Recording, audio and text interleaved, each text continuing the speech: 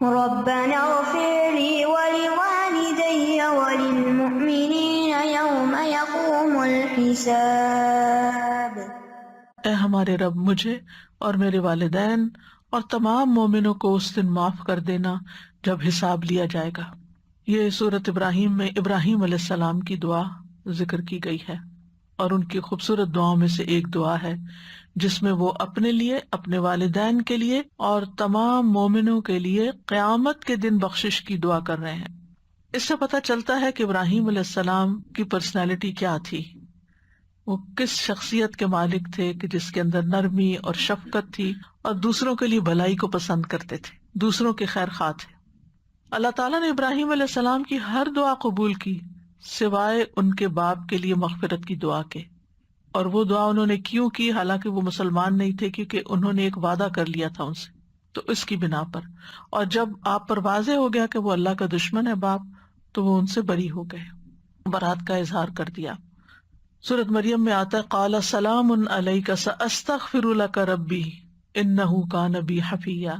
باپ کو کہا آپ پر سلامتی ہو، میں اپنے رب سے آپ کے لیے ضرور بخشش کی دعا کروں گا، بے شک وہ ہمیشہ سے مجھ پر بہت مہربان ہے۔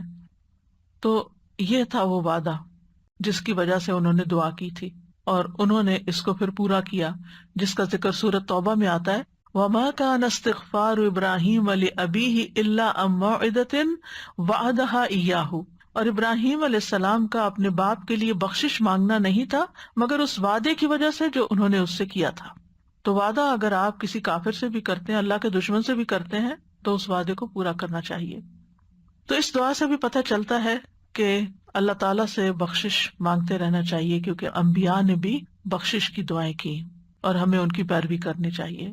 ابن کثیر کہتے ہیں ہر دعا مانگنے والے کو چاہیے کہ وہ اپنے لیے، اپنے والدین کے لیے اور اپنی اولاد کے لیے دعا کرے، یعنی اپنی دعاؤں میں والدین کا لازماً حصہ ہونا چاہیے، کیونکہ آپ اپنے والدین کی کمائی ہیں، اور والدین کا احسان بھی بہت بڑا ہے، اور اس لیے بھی کہ پیغمبروں نے بھی اپنے والدین کے لیے دعائیں کی، اور اس کے علاوہ باقی مومنوں کے لیے، کیونکہ اللہ سبحانہ وتعالیٰ جب کوئی بندہ کسی مومن کے لیے دعا کرتا ہے تو اس کی دعا قبول کرتا ہے، یعنی غیبانہ دعا قبول ہوتی ہے، فرشتہ اس پر آمین کہتا ہے، اور پھر دعا مانگنے والے کو بھی وہ چیز واپس ملتی ہے۔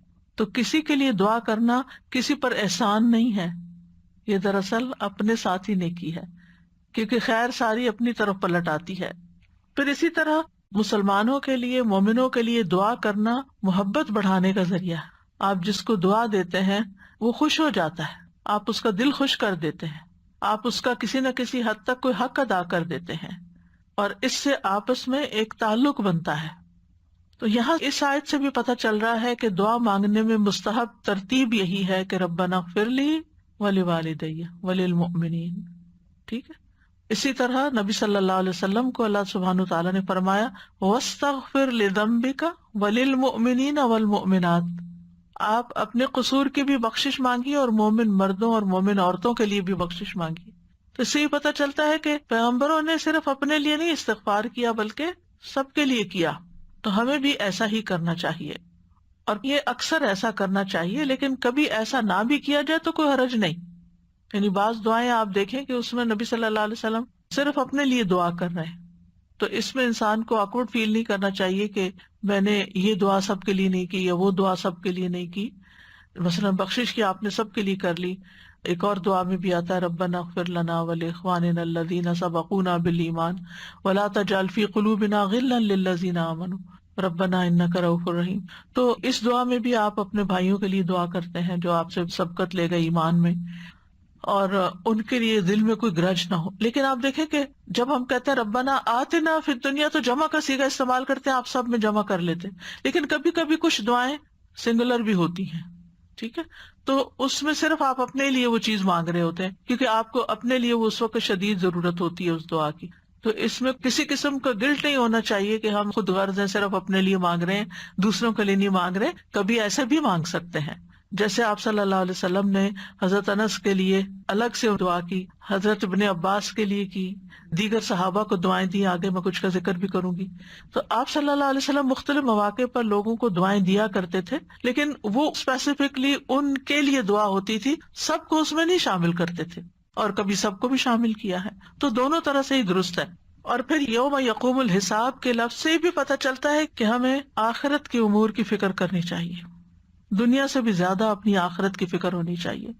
اور پھر یہ دعائیں ہمیں بہت کچھ سکھاتی ہیں. ان دعاؤں کا ڈیٹیل میں مطالعہ بھی کرنا چاہیے. الحمدللہ اللہ کی توفیق سے ہم مسلسل ایسا کر رہے ہیں کہ ان دعاؤں کو ڈیٹیل سے پڑھ رہے ہیں، تو ان کے معنی بھی سمجھنے چاہیے، ان کی ترتیب بھی سمجھنی چاہیے، ان کی حکمت بھی سمجھنی چاہیے، اور ان کی پیروی بھی کرنی چاہیے کہ کس طرح انتہائی مختصر الفاظ کے ساتھ بہترین خوبصورت عبارت کے ساتھ دعائیں مانگی گئی ہیں. یعنی آپ نے اگر دنیا میں کسی سے کچھ مانگنا ہو، انسان ہے نا، ضرورت پڑ جاتی ہے، تو آپ کو کس طرح مانگنا چاہیے، کس طرح سوال کرنا چاہیے، کتنی بات کرنی چاہیے، اور الفاظ کا کیسا چناؤ ہونا چاہیے. مثلاً آپ لوگوں کو دین کی طرف بلاتے ہیں تو اس وقت بھی ادعو الی سبیل ربک بالحکمت والموعظۃ الحسنۃ، اپنے رب کی طرف بلاؤ حکمت کے ساتھ اور اچھی نصیحت کے ساتھ، یعنی خوبصورت الفاظ میں، خوبصورت انداز میں.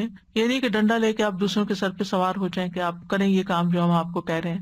تو یہ بہت ضروری ہے کہ انسان ادب سیکھے. صرف علم حاصل کرنے سے فائدہ نہیں ہوتا جب تک اس کے ساتھ ادب نہ ہو، حکمت نہ ہو، کیونکہ ادب اور حکمت کے بغیر علم بعض اوقات خطرناک ہو جاتا ہے.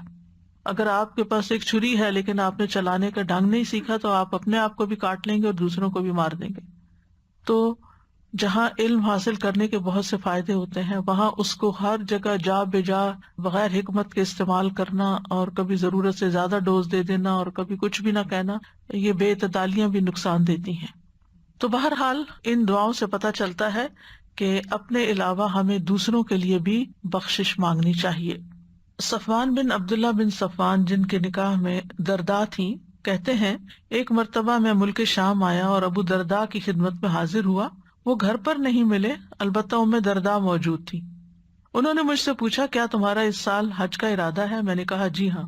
تو انہوں نے کہا ہمارے لیے بھی خیر کی دعا کرنا، کیونکہ نبی صلی اللہ علیہ وسلم فرمایا کرتے تھے کہ مسلمان اپنے بھائی کی غیر موجودگی میں اس کے پیٹھ پیچھے جو دعا کرتا ہے وہ قبول ہوتی ہے، اور اس کے سر کے پاس ایک فرشتہ اس مقصد کے لیے مقرر ہو جاتا ہے کہ جب بھی وہ اپنے بھائی کے لیے خیر کی دعا مانگے تو وہ اس پر آمین کہتا ہے، اور یہ کہتا ہے تمہیں بھی یہ نصیب ہو.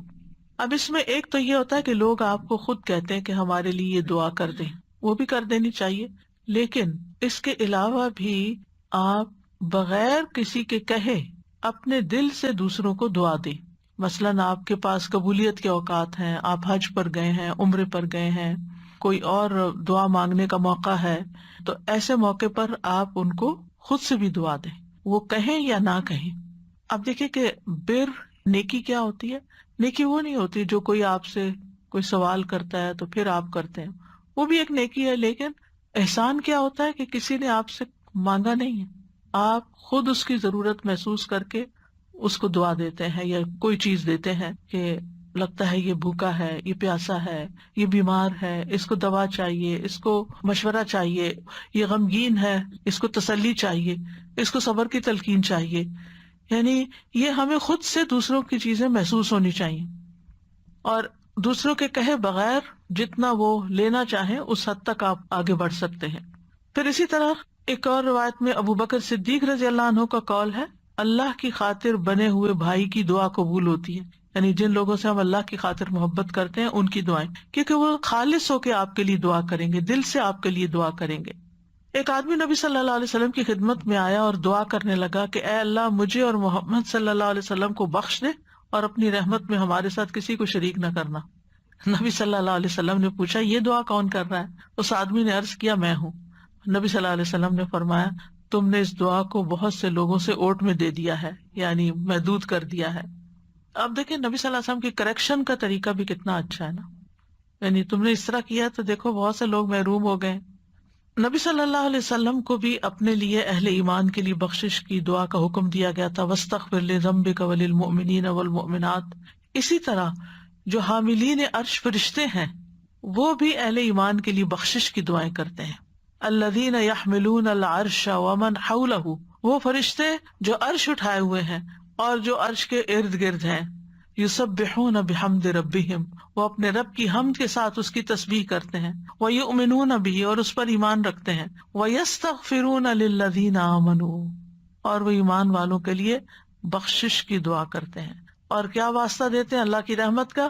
ربنا وسعت کل شیء رحمتا وعلما، اے اللہ، اے ہمارے رب، تو نے ہر چیز کو رحمت اور علم سے گھیر رکھا ہے۔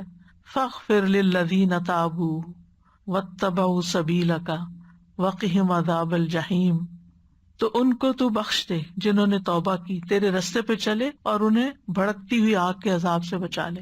تو یہاں پر بھی آپ دیکھیں کہ جہنم کی آگ سے بچنے کی دعا ہے، کیونکہ انبیاء ہوں یا فرشتے، ان کا جو ہم و غم ہے وہ آخرت کی کامیابی ہے۔